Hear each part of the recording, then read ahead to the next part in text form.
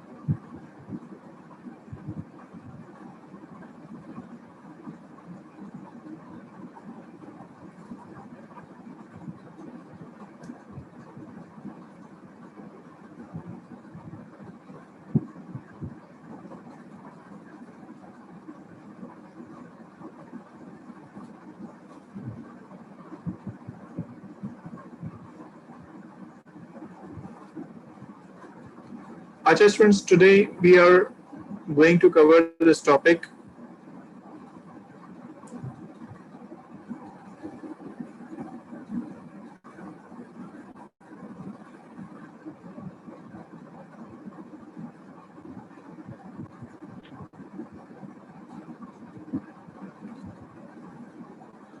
Polymerization.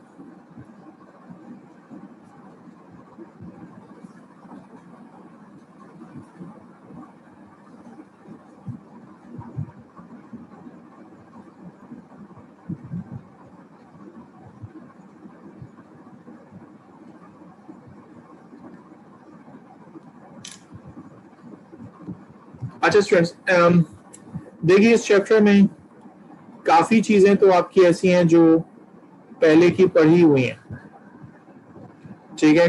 काफी चीजें आपने इसकी ओ लेवल्स में पढ़ी है पॉलीमराइजेशन की, with the chapter name macromolecules, ठीक है।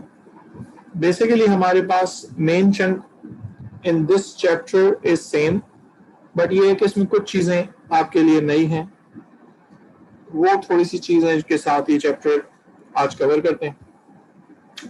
पॉलीमराइजेशन में सबसे पहले तो वर्ड है पॉलीमराइजेशन। पॉलीमराइजेशन का मतलब क्या है? पॉलीमराइजेशन का मतलब ये है कि it's actually a process of making polymer, ठीक है।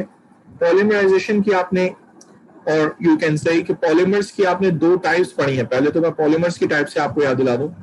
पॉलीमर्स की आपने दो टाइप्स पढ़ी हैं, एक आपने पढ़ा है नेचुरल पॉलीमर्स और एक आपने पढ़ा है सिंथेटिक पॉलीमर्स, ठीक है। अब नेचुरल और सिंथेटिक पॉलीमर में फर्क यह है कि नेचुरल पॉलीमर्स सारे प्लास्टिक्स कहलाते हैं, सॉरी सिंथेटिक पॉलीमर्स सारे प्लास्टिक कहलाते हैं, और नेचुरल पॉलीमर्स हमारी बॉडी में होते हैं, जैसे प्रोटीन्स हैं, कार्बोहाइड्रेट्स हैं, सेल्यूलोज है, स्टार्च है, एंजाइम्स हैं, ठीक है, फैट्स, लिपिड्स, विटामिन्स, ये सारी चीजें किस कैटेगरी में आती हैं? ये पॉलीमर्स की कैटेगरी में आती हैं, जो कि नेचुरल पॉलीमर्स, ठीक है। अच्छा, अब इसकी चाहे वो नेचुरल पॉलीमर हो चाहे वो मैन मेड पॉलीमर हो, दोनों की दो मेन टाइप्स हैं इन पॉलीमर्स की, ठीक है। On the basis of the process in which they are made, number one is addition polymerisation and number two is condensation polymerisation. Addition polymerisation में क्या पढ़ के आए थे, कुछ याद है? कि कार्बन कार्बन का डबल बॉन्ड होता है इन द मोनोमर्स, और वो डबल बॉन्ड टूटकर रिपीटिशन शुरू हो जाती है सिंगल बॉन्ड से। तो पाई बॉन्ड टूटता है और सिग्मा बॉन्ड से रिपीटिशन शुरू हो जाती है। इसको हम लोग कहते हैं एडिशन पॉलीमराइजेशन। अच्छा, अभी इसकी कुछ एग्जांपल्स भी आएंगी जो आपने पहले भी पढ़ी है, वो एग्जांपल्स भी रिमाइंड कराऊंगा। दूसरी आपने जो टाइप पढ़ी है वो है कंडेंसेशन पॉलीमराइजेशन, और कंडेंसेशन पॉलीमराइजेशन में आपने क्या पढ़ा है कि दो मोनोमर्स ऐसे एक दूसरे से ज्वाइन होते हैं कि एक में से कोई छोटा सा पार्ट ऑफ मॉलिक्यूल निकलता है और एक में कोई छोटा सा पार्ट ऑफ मॉलिक्यूल में निकलता है, और इसमें बाय प्रोडक्ट बनता है। वो छोटा सा मॉलिक्यूल जो इन दोनों मोनोमर्स में से मिल के निकलता है, यूजुअली वो होता है H2O। H2O का मतलब होता है एक पार्ट से H निकला और दूसरे पार्ट से OH निकला, तो H2O is the byproduct formed in this reaction. अच्छा, इसी तरीके से ऐसा भी हो सकता है किसी एक मोनोमर में से H निकले और दूसरे मोनोमर में से Cl निकले, ठीक है। तो ऐसा भी हो सकता है कि यहाँ पे हमारे पास HCl बाय प्रोडक्ट में आ रहा हो। तो with a small molecule formed as a by product, the monomers join together to form a large chain of polymer. इसको कहते हैं कंडेंसेशन पॉलीमराइजेशन। अच्छा, कंडेंसेशन पॉलीमराइजेशन की आपने दो टाइप्स पढ़ी थी, ठीक है। मैंने एग्जांपल्स भी लिखी है उसकी, और अभी आगे चल के इसकी डिटेल भी आएगी कि एक मॉलिक्यूल में देखिए मैंने एक मोनोमर के अंदर से H पार्ट निकाल दिया है और एक मोनोमर में से मैंने OH पार्ट निकाल दिया, ठीक है। तो इसका H निकाल दें और इसका OH निकाल दें, तो यहां पर O और यहां पर C डबल बॉन्ड O बचा रह जाएगा। यानी कि अगर आप इतना मॉलिक्यूल इसमें से निकाल दें, यहां से यहां तक ये वाला पार्ट निकाल दें, तो ये C बॉन्ड O से कनेक्ट हो जाएगा और C डबल बॉन्ड O वाले को आप क्या कहते हैं, इसको कहते हैं एस्टर लिंकेज। तो ये बेसिकली पॉलीएस्टर की कैटेगरी, ठीक है। अच्छा, इसके अलावा हमारे पास दो टर्म्स हैं जो आपके लिए नई है। नंबर 1, होमोपॉलीमर्स और हेट्रोपॉलीमर्स, ठीक है। होमोपॉलीमर्स का मतलब क्या होता है, ऐसा पॉलीमर जिसके अंदर कोई एक टाइप का ही मोनोमर यूज हुआ हो, इसको हम लोग कहते हैं होमो। होमो का मतलब सेम, तो वो मोनोमर सेम होंगे, तो सेम मोनोमर से मिलके जो बनेगा पॉलीमर उसको हम लोग कहते हैं होमो पॉलीमर। यानी कि जिसमें एक टाइप का ही मोनोमर सिर्फ इन्वॉल्व हो, उसको हम लोग कहते हैं होमो पॉलीमर। और इसकी एग्जांपल में आ सकते हैं सारे आपके एडिशन पॉलीमर्स की जो कैटेगरी है जिसमें एक ही मोनोमर होता है, जैसे फॉर एग्जांपल इथीन में एक ही मोनोमर है इथीन और उससे बन रहा है पॉली इथीन। तो बेसिकली एक ही मोनोमर से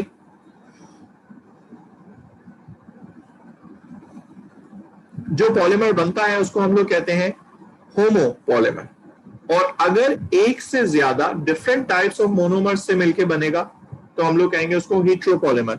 अच्छा, हेट्रोपॉलीमर की बहुत सारी एग्जांपल्स हैं, जैसे ये जो ऊपर दो डायग्राम्स लिखी हुई है, ठीक है। एक इसमें से डायग्राम है जो कार्बोहाइड्रेट्स को शो कर रही है, एक डायग्राम है जो टेरिलीन को शो कर रही है। तो these are basically the structures which are showing you heteropolymer. क्यों? क्योंकि ये एक मोनोमर से मिलके नहीं बने, दो डिफरेंट टाइप के मोनोमर से मिलके बने, तो ये कहलाते हैं हेट्रो। अच्छा जी, अब इसके बाद आते हैं एक लफ्ज है क्रॉस लिंक।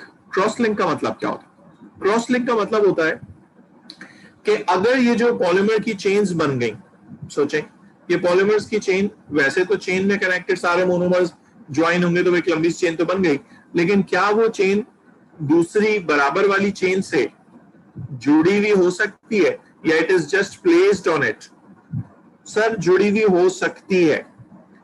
कुछ टिपिकल बॉन्ड्स ऐसे बनते हैं with in the side chains of the polymer.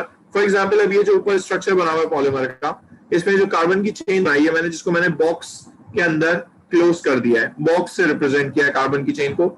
इस कार्बन की चेन में तो कुछ भी कनेक्टेड हो सकता है। अगर इसकी साइड में किसी जगह कोई ऐसा ग्रुप कनेक्टेड है जो कि किसी दूसरी चेन से मिल सकता हो, तो बेसिकली ऐसी चीजें जो एक से ज्यादा चेन्स को आपस में कनेक्ट करवा रही हो उसको हम लोग कहते हैं क्रॉस लिंकिंग, ठीक है।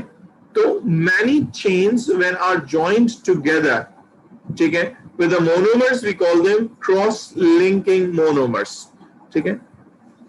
अच्छा जी, अभी इसकी भी आगे चल के एक एग्जांपल आई, वो भी देखिएगा।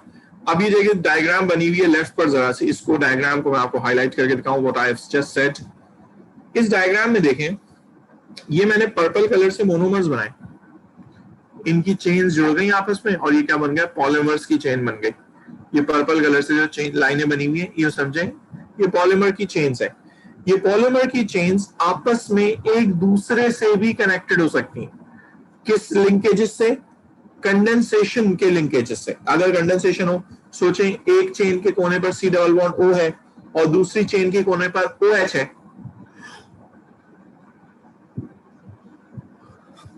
तो ये एक दूसरे से कंडेंसेशन पॉलीमर कंडेंसेशन रिएक्शन के सेंस में ज्वाइन हो सकती हैं। और इन ज्वाइनिंग ऑफ चेन्स को हम लोग कहते हैं क्रॉस लिंकिंग।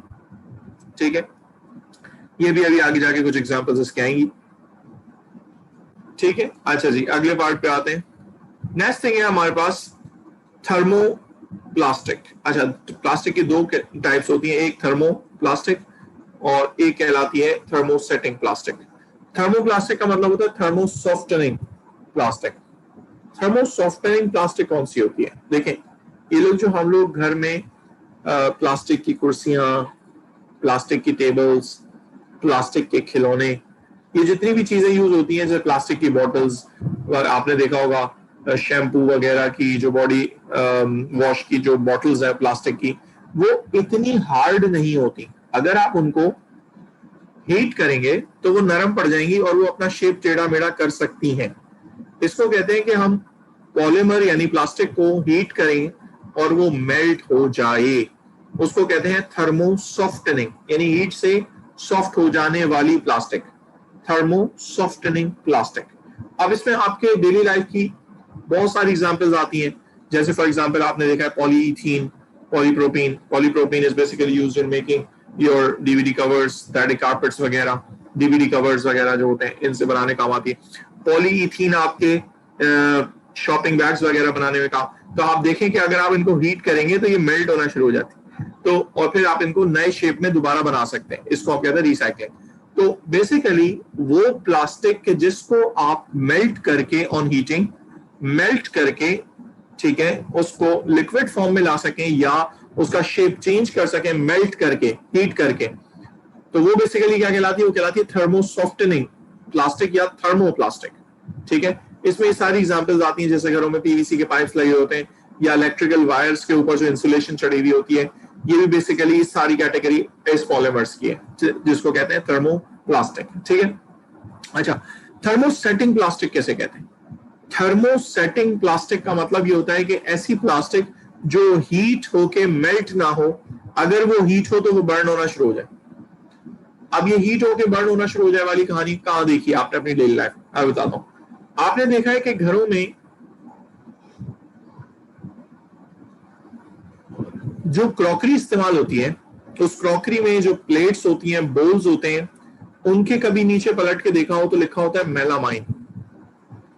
मेलामाइन बेसिकली क्या है? अच्छा, मेलामाइन एक टाइप ऑफ थर्मोसेटिंग प्लास्टिक है।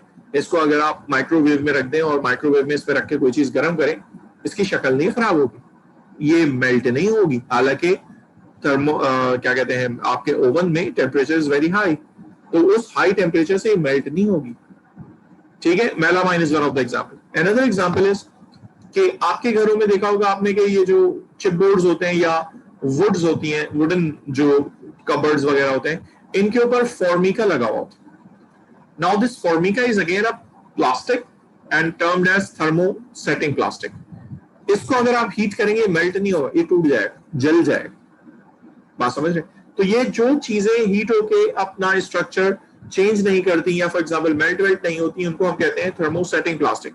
अच्छा, इसमें एक सबसे बड़ी एग्जांपल जो आपने डेली लाइफ में देखी है, वो वाली प्लास्टिक है जो आपने इलेक्ट्रिक के जो सॉकेट्स वगैरह होते हैं वो बना के लगाते हैं किसी हैवी वोल्टेज कंज्यूमिंग अप्लायंस के साथ, फॉर एग्जांपल एसी वगैरह के साथ।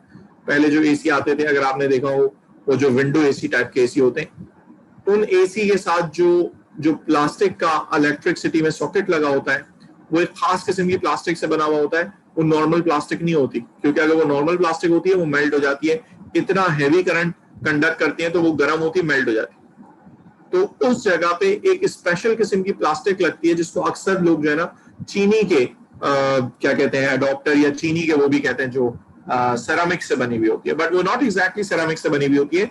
वो एक स्पेशल किस्म की प्लास्टिक है जिसे बेक लाइट कहते हैं। अच्छा, एक और जगह आपने जहां पे ये देखा होगा, अभी तो खैर प्लास्टिक जो आयरन आती है वो बहुत ही लाइट वेट आना शुरू हो गई है, लेकिन अगर किसी को याद हो थोड़ा इससे पहले तक एक आयरन आती थी जो बहुत भारी किस्म की होती है और उसके नीचे मेटल की जो प्लेट लगी हुई वो भी इंतहाई भारी होती है। तो वो जो नीचे मेटल की प्लेट है वो तो गर्म हो रही होती है, खोल रही होती है, लेकिन ऊपर की प्लास्टिक गर्म नहीं हो रही होती। उसको पकड़ के आप इजीली आयरन कर रहे होते हैं। वो गर्म नहीं हो रही होती। तो ऐसी क्या चीज है कि जिससे कनेक्ट किया हुआ है आपने और ये चीज जल नहीं रही या फिर मेल्ट नहीं हो रही, हालांकि स्थिति इतनी गर्म होती है कि अगर हल्की सी भी टच हो जाए आपकी स्किन पर चीखें निकल जाए आपकी। तो ये जो बेसिकली प्लास्टिक की कैटेगरी है, ये प्लास्टिक कहलाती है थर्मोसेटिंग प्लास्टिक, यानी कि हीट रेजिस्टेंट प्लास्टिक। अगर जलेगी तो जलेगी, वरना मेल्ट कहीं नहीं होगी।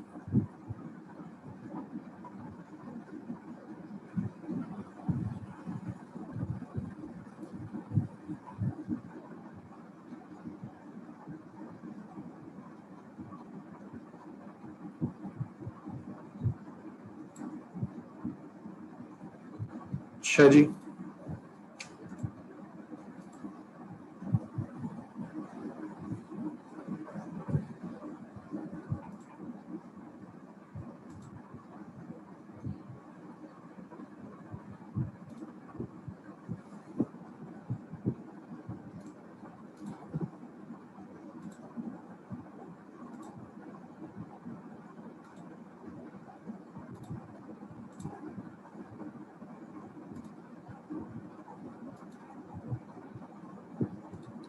अच्छा जी, अब आगे बढ़ते हैं।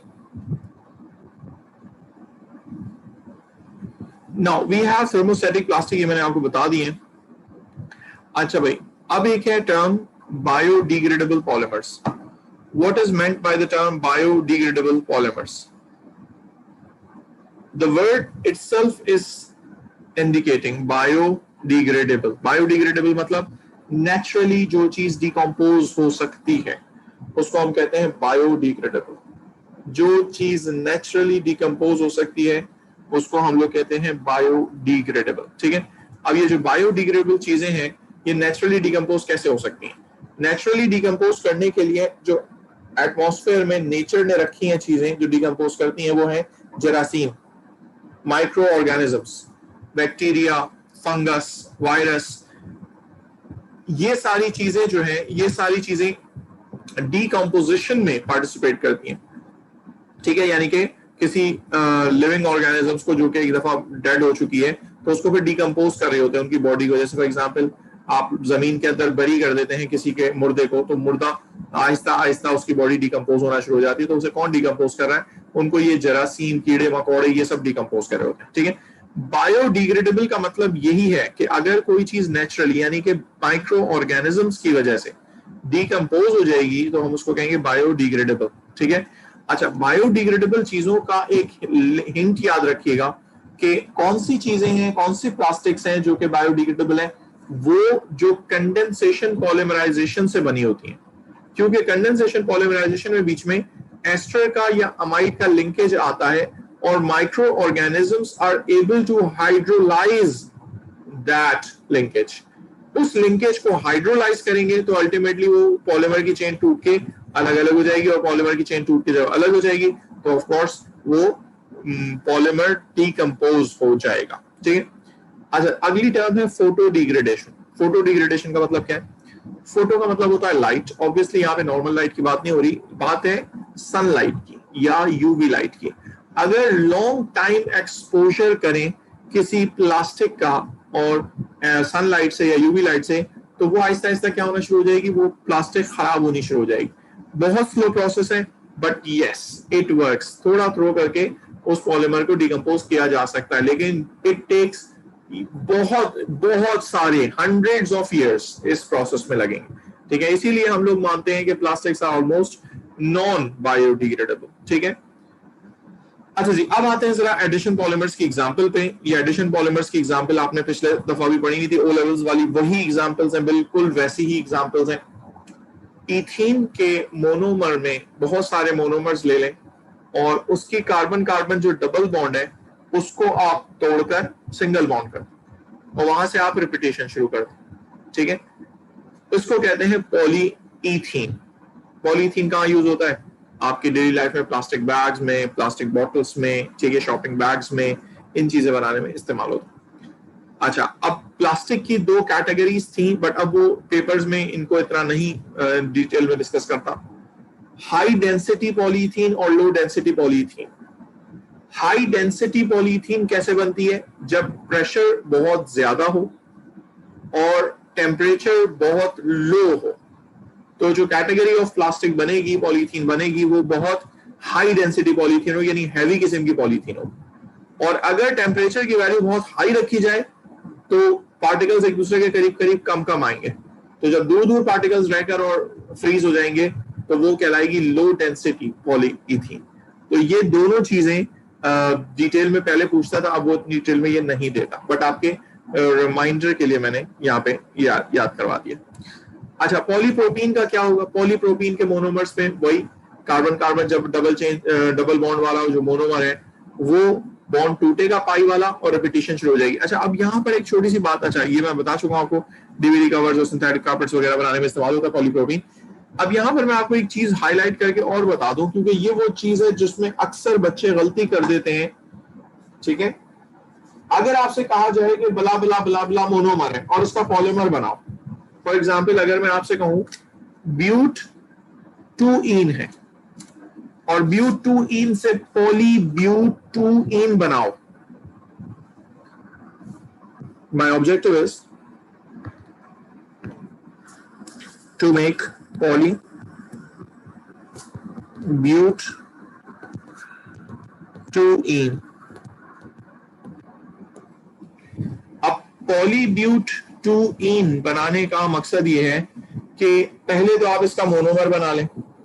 अब मोनोमर कैसे बनाएंगे? मोनोमर नॉर्मली जो बनाते हैं आप लोग वो ऐसे बनाते हैं कि कार्बन नंबर्स गिनते हैं, कितने? सर 4 कार्बन, इसका मतलब ऐसा ब्यूट का मतलब 4 कार्बन।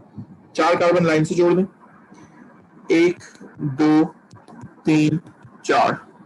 अब ब्यूट के ऊपर लिखा हुआ है 2ईन, यानी कि ईन कॉर्नर पर नहीं है, ईन जो है वो 2 पोजीशन पर है। अब मैंने यहाँ पे 2 पोजीशन पर ईन लगा दिया। अब अगर आप इसे गिनेंगे तो 2 पर डबल बॉन्ड लगाओ, ये हो गया ब्यूट 2ईन। अब इसमें हाइड्रोजन पूरे कर लेते हैं। हाइड्रोजन कोने वाले कार्बन पे 3 होंगे, 1 2 3, सो दैट इसके 4 बॉन्ड पूरे। इसके 3 बॉन्ड बने हुए तो सिर्फ 1 बॉन्ड बचा H, इसके 3 बॉन्ड बने हुए सिर्फ 1 बॉन्ड बचा H, और इसके 3 बॉन्ड बचे 1 2 3। This is the monomer. अब इसको जब पॉलीमराइज करने जाओगे तो before you go to polymerisation आपको इसका बनाने का तरीका क्या है?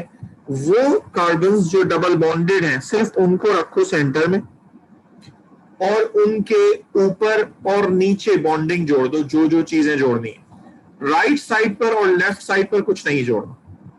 आप देखिए फॉर एग्जांपल इस डबल बॉन्डेड कार्बन पर 2 चीजें क्या जुड़ी हुई है? डबल बॉन्डेड कार्बन है तो एक तो डबल बॉन्ड है इधर, ठीक है, बाकी 2 चीजें क्या जुड़ी है? क्योंकि मैक्सिमम इसमें मजीद अब 2 ही चीजें जुड़ सकती नहीं, क्योंकि 4 ही बॉन्ड होते हैं ना कार्बन के। 2 बॉन्ड जुड़ चुके हैं ऑलरेडी, तो 2 बॉन्ड जो बचे उनमें एक बॉन्ड है हाइड्रोजन, वो ये रहा, और एक बॉन्ड है पूरा CH3, उसको नीचे बना दिया CH3, so that the double bonded carbon के कार्बन की राइट साइड पर कुछ नहीं है। अब इसी तरीके से लेफ्ट साइड वाले की काम करेंगे। एक इस पे क्या है? हाइड्रोजन है, ये रहा, और एक इस पे CH3 है, वो ये रहा। इस फॉर्म में आपको मोनोमर बनाना है ताकि पता चले कि अब आप जब रिपीटिशन करने बैठोगे तो आपको सिर्फ ये डबल बॉन्ड वाला बॉन्ड हटा के और रिपीटिशन दिखा देनी है, बाकी सब चीजें अपनी जगह पे रहेंगी।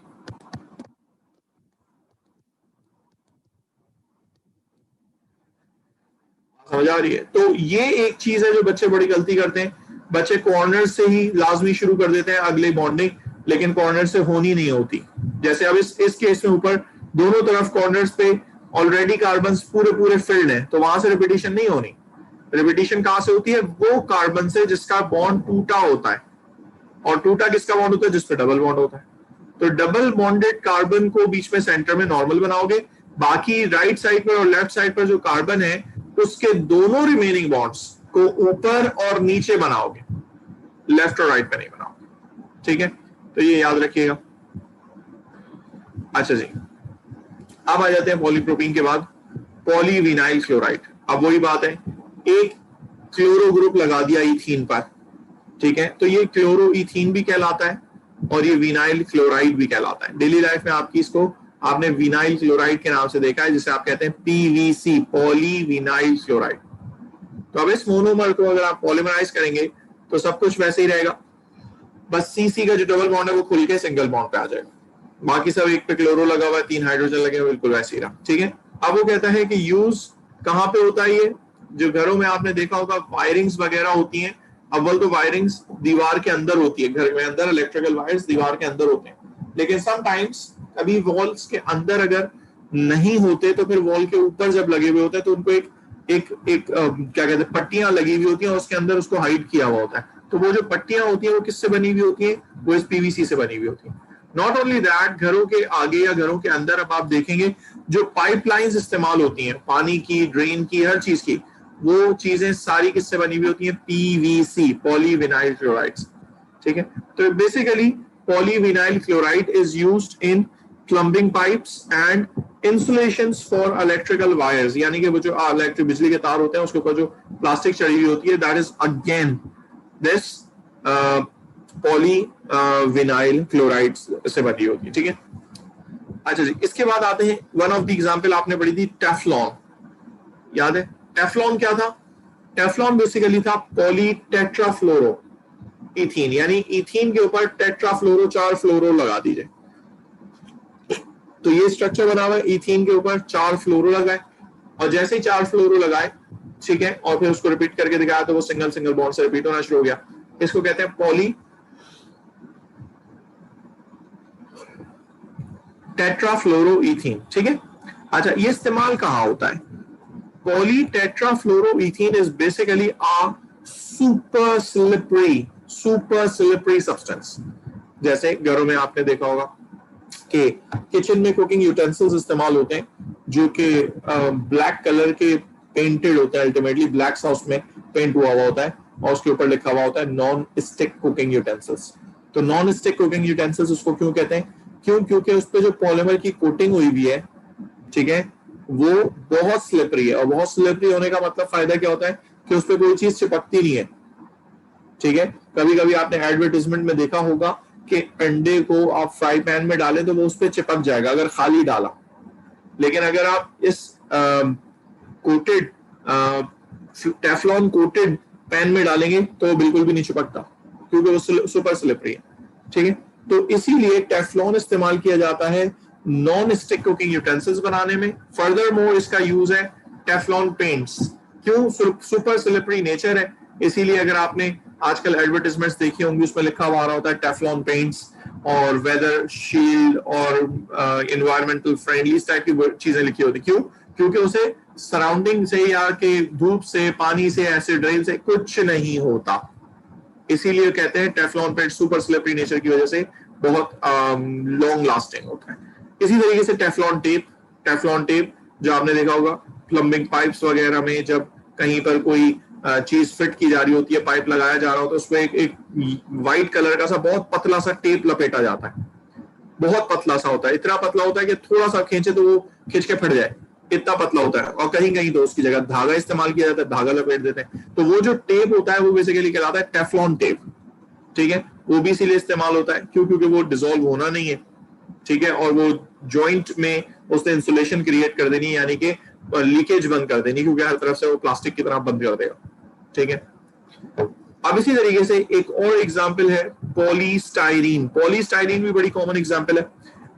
ये जो आप लोग इस्तेमाल करते हैं hot and cold cup drink के लिए कप्स इस्तेमाल करते हैं, जिसको आप डिस्पोजेबल कप्स भी कहते हैं, that is basically made up of this polystyrene. अब पॉलीस्टाइरीन में यहाँ कार्बन होता है, एक यहाँ पे मिस हो गया है, कार्बन मिट गया है, यहाँ कार्बन है और उसके ऊपर एक हाइड्रोजन। ठीक है, तो ये जो इथीन है बेसिकली, लेकिन कौन सा इथीन है? ये फिनाइल के साथ लगा हुआ है, तो फिनाइल इथीन, ठीक है, में अगर मैं पॉलीमराइजेशन करूंगा तो फिनाइल इथीन से बन जाएगा पॉलीफिनाइल इथीन, जिसको आप स्टाइरीन, पॉलीस्टाइरीन कहते हैं। ठीक है, और नॉर्मली कहां इस्तेमाल होता है? Disposable cups of hot and cold drinks के लिए। अच्छा, अब एक आखिरी एडिशन पॉलीमर की एग्जांपल है इलेक्ट्रिसिटी कंडक्टिंग प्लास्टिक।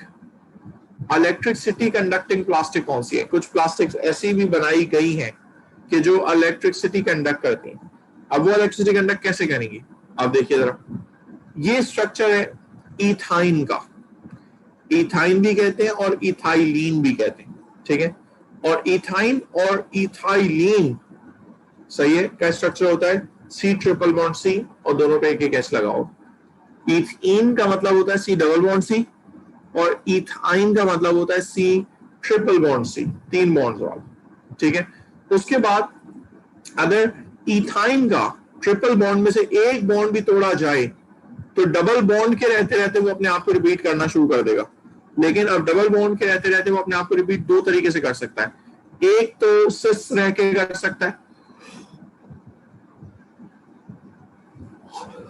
और एक ट्रांस रह के कर सकता है। तो अब देखिए मैंने दोनों के स्ट्रक्चर बनाए, ऊपर देखिए मैंने लाइन से जोड़े हैं सिस के स्ट्रक्चर्स मोनोमर में, और यहाँ पे मैंने नीचे जोड़े हैं ट्रांस के स्ट्रक्चर, ठीक है। तो इसको कहते हैं ट्रांस पॉलीइथाइन या सिस पॉलीइथाइन, ठीक है, या पॉली इथाइलीन, एक ही बात। अब ये इलेक्ट्रिसिटी कंडक्ट कैसे कर रहा है, देखिए जब ये कार्बन कार्बन का ट्रिपल बॉन्ड टूट के कार्बन कार्बन का डबल बॉन्ड रह जाता है, ठीक है, तब भी पॉलीमराइजेशन तो हो जाती है, लेकिन कार्बन कार्बन का डबल बॉन्ड की वजह से एक नेगेटिव सा क्लाउड आ गया। क्यों? क्योंकि डबल बॉन्ड का मतलब होता है साइडवेज ओवरलैपिंग, पाई बॉन्ड का मतलब होता है साइडवेज ओवरलैपिंग, सिग्मा बॉन्ड का मतलब होता है कंप्लीट ओवरलैपिंग, और पाई बॉन्ड का मतलब होता है साइडवेज ओवरलैपिंग। तो सोचिए तीनों जगह पे अगर मैंने 3 दफा मोनोमर बनाया, 4 दफा मोनोमर बनाया, चारों मोनोमर में इस कार्बन कार्बन डबल बॉन्ड के ऊपर भी और नीचे भी पाई का क्लाउड होगा इलेक्ट्रॉन, इस पर भी पाई का इलेक्ट्रॉन क्लाउड होगा, इस पर भी होगा, इस पर भी होगा। इसका मतलब क्या है, पाई इलेक्ट्रॉन का क्लाउड है, ठीक है, तो वो डीलोकलाइज हुआ है, तो जिसकी वजह से क्या होता है, इलेक्ट्रॉन को ट्रेवल करना आसान होता है। इसीलिए जो प्लास्टिक है ये वाली पॉलीइथाइन ये इलेक्ट्रिसिटी कंडक्ट कर सकती है। इसका सिस वर्जन भी और ट्रांस वर्जन, दोनों वर्जन इसके इलेक्ट्रिसिटी कंडक्ट कर सकते हैं। क्यों? क्योंकि इनके डबल बॉन्ड कार्बन के इसके जो है ना sideways overlapping, that enables it to conduct electricity, ठीक है। अब आते हैं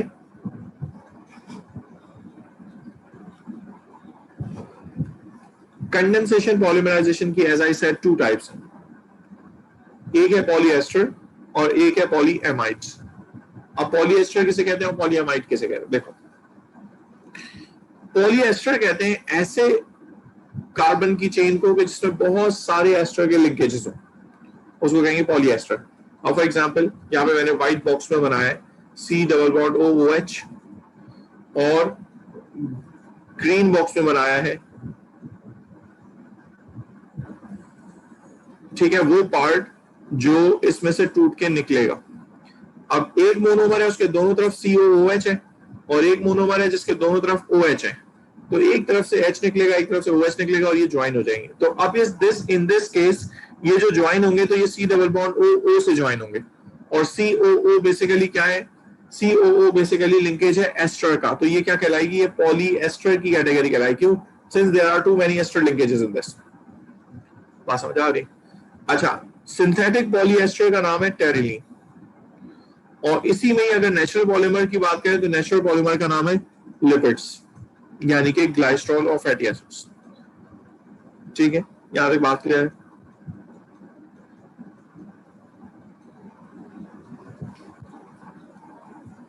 ठीक है, ये आ गया पॉलीएस्टर। अच्छा जी, अब पॉलीएस्टर की जो एग्जाम्पल है वो है टेरिलीन। क्यों? क्योंकि एक होता है बेंजीन 1,4 डायोइक एसिड और एक होता है इथेन 1,2 डायोड। जब ये एक दूसरे से कनेक्ट होंगे तो स्ट्रक्चर कुछ ऐसा हो जाएगा, C डबल बॉन्ड OO और फिर CH2 इस तरीके से चलेगा, आगे भी और पीछे भी रिपीटिशन होगी। तो this diagram is basically showing you one repeating unit of terylene, सही है। अच्छा जी, अब टेरिलीन का यूज क्या था?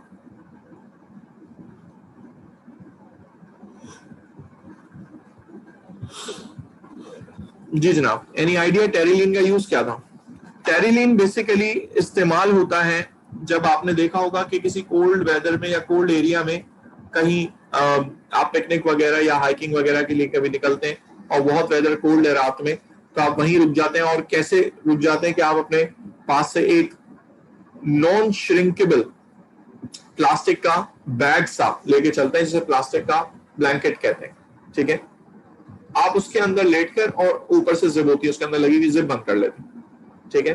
तो ये जो बेसिकली आपने चीज यूज की है, ये non shrinkable plastic bag, this is an example of terylene. ये है टेरिलिंक की एग्जांपल, ठीक है। नॉट ओनली दैट, इससे बाकी और चीजें बन सकती हैं स्लीपिंग बैग्स वगैरह के अलावा, टेंट्स, पैराशूट्स एक्सेट्रा, जिसमें आपको बहुत स्ट्रॉन्ग फाइबर्स चाहिए हो, क्योंकि इसके फाइबर्स काफी स्ट्रॉन्ग होते हैं, ठीक है। इसके बाद आते हैं पॉलीएमाइड पर। पॉलीएमाइड में क्या है? पॉलीएमाइड में अमाइड लिंकेज बनेगा। अमाइड लिंकेज कैसे बनता है? C डबल बॉन्ड O और NH। बात समझ आ रही?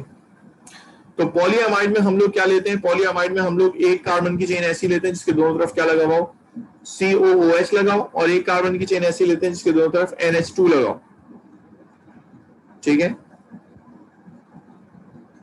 तो ये जो NH2 वाला H है ये, और COOH वाला OH जो है ये दोनों मिल के पानी बना लेते हैं और बाकी ये चेन को कनेक्ट कर देते हैं, ठीक है। तो इससे जो चेन कनेक्ट होगी ये किस लिंकेज पर होगी? ये होगी अमाइड लिंकेज पर। क्यों? CONH का लिंकेज क्या कहलाता है? अमाइड लिंकेज, ठीक है। क्योंकि इसमें अमाइड लिंकेज बहुत सारे हैं, इसीलिए हम इसे क्या कहते हैं? पॉलीएमाइड, ठीक है। अच्छा जी, अब आते हैं सिंथेटिक पॉलीएमाइड में। हमारे पास सबसे पहले एग्जांपल है केवलर। केवलर क्या? केवलर बेसिकली एक बहुत ही स्ट्रॉन्ग फैब्रिक है जिसको बुलेट प्रूफ वेस्ट बनाने के लिए इस्तेमाल करते हैं। अब उसमें लगा हुआ क्या होता है? उसमें दोनों तरफ बेंजीन रिंग होता है, अल्कोहल एंड पर भी और कार्बो ऑक्सैलिक एंड पर भी, ठीक है। दोनों में बेंजीन रिंग होता है। अब बेंजीन रिंग वाला NH2 ग्रुप और बेंजीन वाला ही COH ग्रुप, अगर इसमें से कंडेंसेशन होगी तो C double bond O NH, जिसे आप कहते हैं amide linkage, C double bond O NH, इसको आप कहते हैं अमाइड लिंकेज बन जाएगा, और बहुत सारे अमाइड लिंकेज बनेंगे, इसलिए क्या कहलाएगा? पॉलीएमाइड, ठीक है। यहां तक बात समझ आ गई? अब ये जो हमारे पास स्ट्रक्चर बनता है बेंजीन 1,4 डायोइक एसिड और 1,4 डायमाइनो बेंजीन से, ये जो स्ट्रक्चर बनता है, this is basically very strong, इसीलिए हम इस्तेमाल करते हैं बुलेट प्रूफ वेस्ट्स बनाने में, bike helmet, hulls of speed boats और tail fins of the jets बनाने में। क्यों? क्योंकि ये बहुत स्ट्रॉन्ग होता है, ये फटता टूटता है इतनी आसानी से नहीं, ठीक है। अच्छा जी, अब आ जाते हैं जरा नायलॉन 6 पर। नायलॉन 6 का मतलब क्या है? अब ये देखिए जरा, नायलॉन 6 का मतलब ये है कि अगर कार्बन की दो चेन्स हैं और वो कंबाइन हो रही हैं, तो उसमें जो नंबर ऑफ कार्बन्स हैं वो आप मेंशन कर सकते हैं, ठीक है। अब ये जो दो कार्बन की चेन है, यहां पर हमारे पास क्या है? अब देखिए, फॉर एग्जांपल कैसे मेंशन कर सकते हैं पॉलीमर के नेम में कि कार्बो ऑक्सैलिक वाली चेन के अंदर जितने कार्बन होंगे उसको आप पहले नंबर पे लिखते हैं, और अमाइंस वाली चेन के अंदर जितने कार्बन होंगे उसको आप बाद में।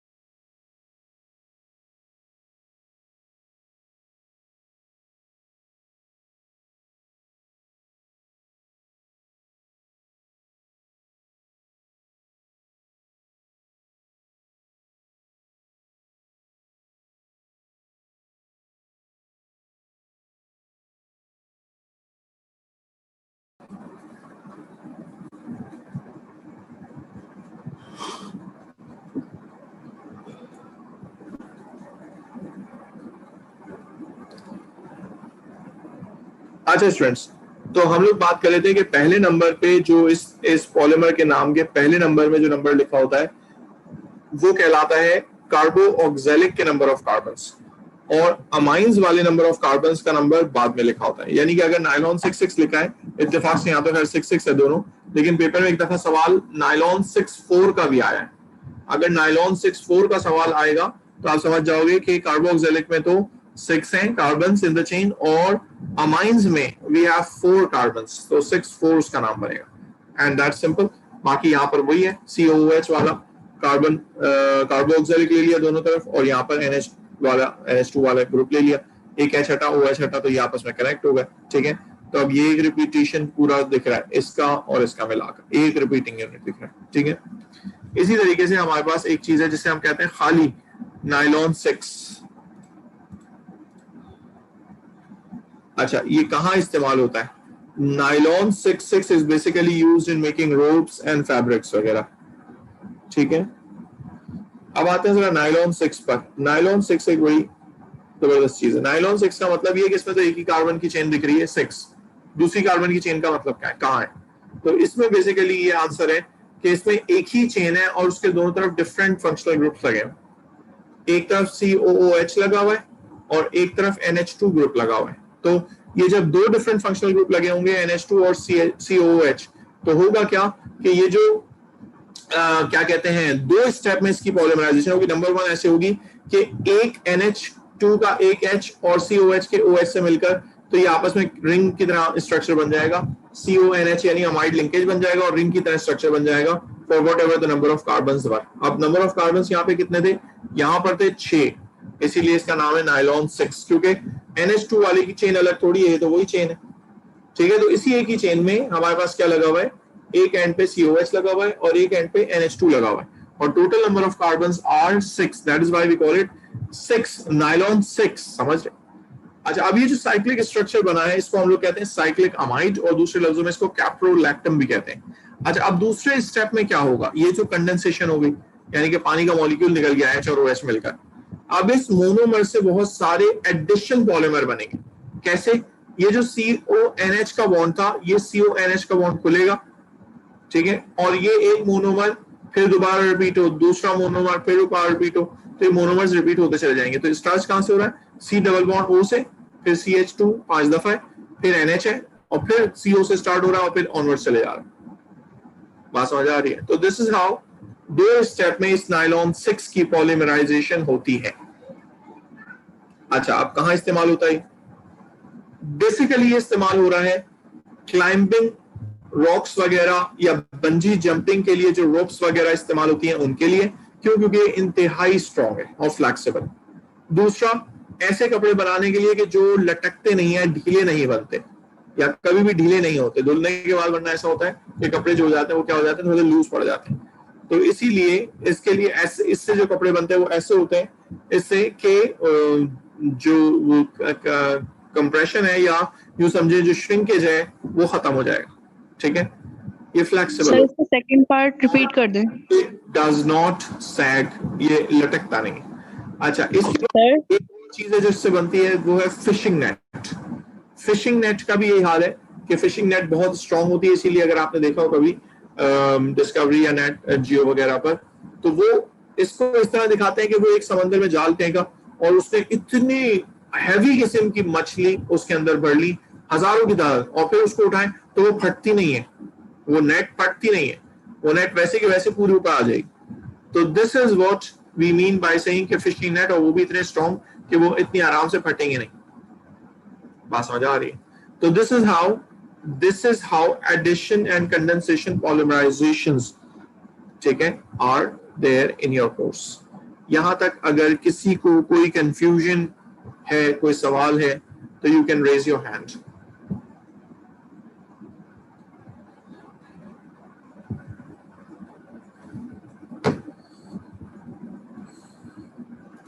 जी बेटा बिस्मा, अनम्यूट बोले। सर, ये सेकंड वाला पार्ट इसका रिपीट कर दें, पॉलीमराइजेशन का जो सेकंड पार्ट है ना। एक सेकंड बिस्मा, एक सेकंड, आवाज हल्की थी। अब सेकंड पार्ट जो आपने बताया ना, सेकंड स्टेप पॉलीमराइजेशन का, ये रिपीट कर दें। अच्छा ठीक है, अभी रिपीट कर देते हैं। Yes guys, any other student with any other question, raise your hand.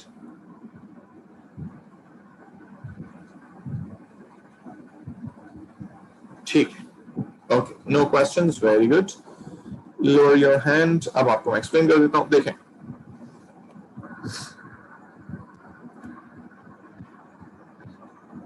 ये स्ट्रक्चर अगर मैं यहां बना दूं तो आपको ज्यादा बेहतर समझ आएगा। देखें, नाइलॉन 6 की मैं बात कर रहा हूं, ठीक है। नाइलॉन 6 का मतलब है कितने carbon in the chain, 6। 5 carbon मैंने यूं बना दिए, CH2 5 दफा, और उसके बाद COOH, ये छठा कार्बन हो गया, और यहां लगा हुआ है NH2, ठीक है। जब सबसे पहले तो पहले स्टेप में क्या कीजिएगा कि इसका ये जो H पार्ट है, पहला स्टेप बता रहा हूं, इसका जो H पार्ट है और इसका जो OH पार्ट है, इसको कंडेंस करा के निकाल दें और इसको आपस में कनेक्ट कर दें।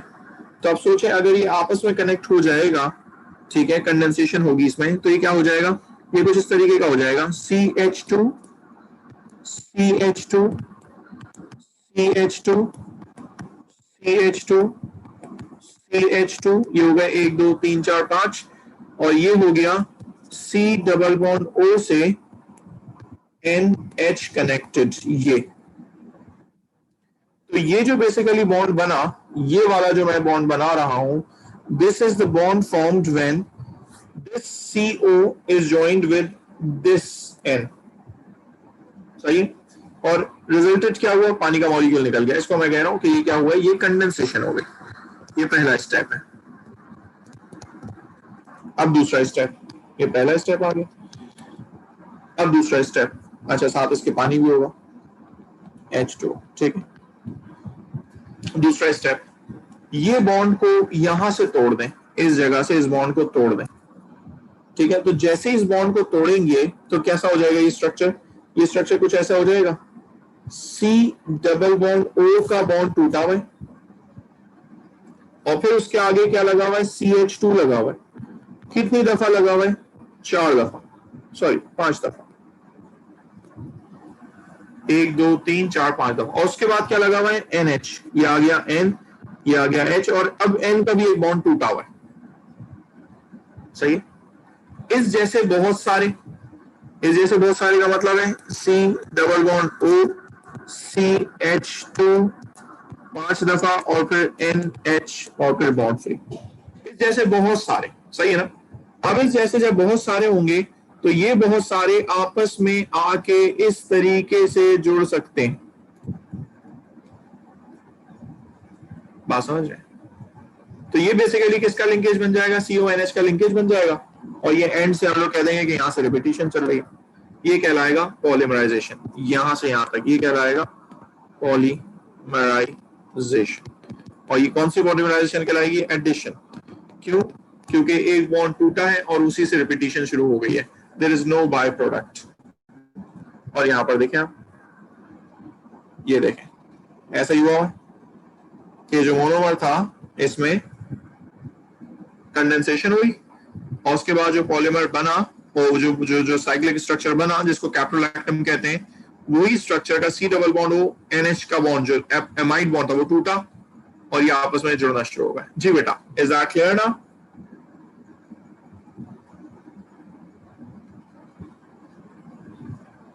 Sir. Okay guys, is there any other question? यहां तक ये जो मैंने बताया है, यहां तक कोई और क्वेश्चन है? Very good, very good. अच्छा जी, अब इसके बाद हमारे पास आएंगे नॉन सॉल्वेंट ऑर्गेनिक एडेसिव्स, ठीक है। ये भी मेरा मूड था कि मैं आज ही आपको पढ़ा देता, बट अब यहाँ पास टाइम इतना नहीं बचा है, तो इसको मैं अभी फिलहाल नहीं कंटिन्यू कर रहा हूँ आगे, मैं इसको यहीं पे रोक रहा हूँ, ठीक है। नॉन सॉल्वेंट ऑर्गेनिक एडेसिव से मैं नेक्स्ट क्लास में कंटिन्यू करूंगा। अब मैं आपकी जल्दी से जरा अटेंडेंस मार्क कर लूं। अच्छा, एक और बात बड़ी काम की है कि देखिए भाई, आप लोगों के जो ऑर्गेनिक के चैप्टर्स हैं वो चैप्टर्स खत्म हो गए हैं, ये आखिरी चैप्टर चल रहा है, बस इसके बाद कोई चैप्टर बचता नहीं है।